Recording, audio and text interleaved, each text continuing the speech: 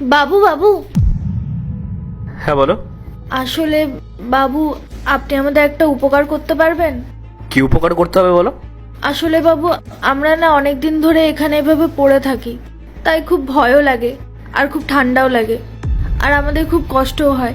তাছাড়া আপনি তো জানেন এখনকার দিনকাল কেমন, তাই আপনি যদি আপনার বাড়িতে আমাদের একটু থাকতে দিতেন। তার পরিবর্তে আমি আপনার বাড়িতে সব কাজ করে দেবো। আমি রান্না করা, বাসন মাজা, ঘর মোছা সব কাজ করে দেবো। তোমাকে দেখে তো মনে হচ্ছে তুমি কোনো ভালো পরিবারের মেয়ে। তাহলে তুমি এখানে এইভাবে কি করছো? এটা আমার কপাল বাবু। আসলে আমার স্বামী আমাকে ডিভোর্স দিয়ে দিয়েছে, আর তারপর আমার বাড়ি থেকেও আমাকে আর মেনে নেয়নি, তাই আমাকে আর আমার মেয়েকে বাড়ি থেকে বার করে দিয়েছে। আর সেদিন থেকে আমি এই সোসাইটিতে ঘুরে ঘুরে বেড়াই, এভাবে আমাদের দিন কাটে। আমি অনেক বাড়িতেই বলেছি যে আমাদের কাজে রাখতে, কিন্তু তাও কেউ রাখেনি। আমার ছোট্ট এই বাচ্চাকে নিয়ে কোথায় যাব, কি করব, কিচ্ছু আমি বুঝতে পারছি না। বাবু, আপনি যদি আমাদের একটু উপকার করতেন, আমি কথা দিচ্ছি আমার মেয়ে বড় হলেই আমরা এখান থেকে চলে যাব। কিন্তু আমি তো তোমাদেরকে চিনি না, আর এই সোসাইটিতেও আমি কখনো তোমাদেরকে দেখিনি। আচ্ছা, তোমাদের কাছে কি কোনো আইডি প্রুফ আছে? বাবু, আমার কাছে তো কোনো আইডি প্রুফ নেই।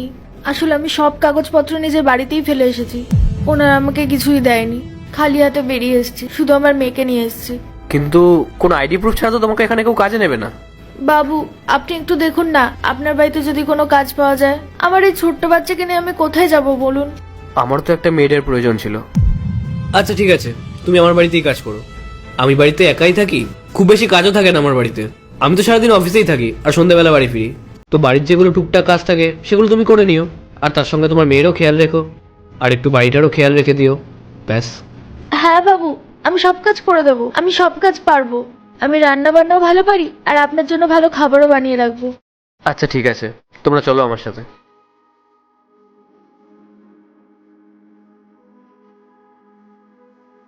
আসো, এটাই আমার বাড়ি।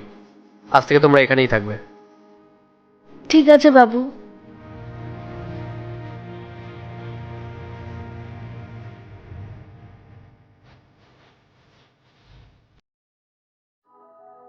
রাহুল। ও স্নেহা, শোনো না, বলছি আমি আজকে খাবো না। হ্যাঁ, আমি আজকে বাইরে খেয়ে নেবো। আমার দেরি হয়ে গেছে, আজকে আর্জেন্ট একটা মিটিং আছে। আমাদের যাওয়ার সময় হয়ে গেছে। মানে? তোমার মনে আছে যখন আমি প্রথম এই বাড়িতে এসেছিলাম, তখন তোমাকে বলেছিলাম যখন আমার মেয়ে বড় হয়ে যাবে তখন এই বাড়ি ছেড়ে চলে যাব। হ্যাঁ মনে আছে, কিন্তু তুমি হুট করে এভাবে কোথায় যাবে? তুমি অত চিন্তা করো না, আমি অলরেডি জবের জন্য অ্যাপ্লাই করেছি, সেখানে জব পেয়েও গেছি, তাই এবার তো আমাকে যেতে হবে। আমি তোমাকে কিছু বলতে চাই। হ্যাঁ বলো। তুমি আমার সাথে আছো প্রায় 10 বছর হয়ে গেল।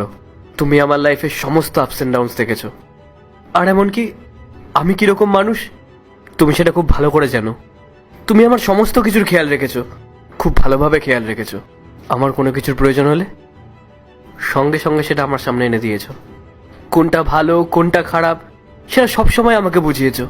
স্নেহা, তুমি সবার থেকে আলাদা, আর আমার মনে হয় তুমি আমার লাইফে বেস্ট।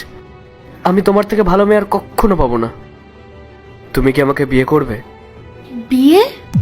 আসলে স্নেহা, আমরা অনেক দিন ধরে একসাথে রয়েছি, আর এভাবে একসাথে থাকতে থাকতে না আমি কখন যে তোমাকে ভালোবেসে ফেলেছি আমি নিজেও বুঝতে পারিনি। আমার খুব ভালো লাগে যখন তুমি আমার কেয়ার করো। আমার কোনো কিছুর প্রয়োজন হলে তুমি সেটা সাথে সাথে আমার কাছে এনে দাও। তুমি আমার অফিস থেকে ফেরার অপেক্ষায় থাকো, আমি না খেলে তুমিও খাও না। তুমি আমাকে সবসময় ভালোবেসে সবকিছু বোঝাও, আর সেই সবকিছু আমার ভালো লাগে যেগুলো তুমি আমার জন্য করো। বলো না স্নেহা, তুমি আমাকে বিয়ে করবে? এই ব্যাপার নিয়ে আমি একটু আমার মেয়ের সাথে কথা বলতে চাই, কেননা ওকে না জানিয়ে আজ অব্দি আমি কোনো ডিসিশন নিইনি। ঠিক আছে, কোনো ব্যাপার না, তুমি ওকে গিয়ে জিজ্ঞেস করে আসো। আমি আসছি।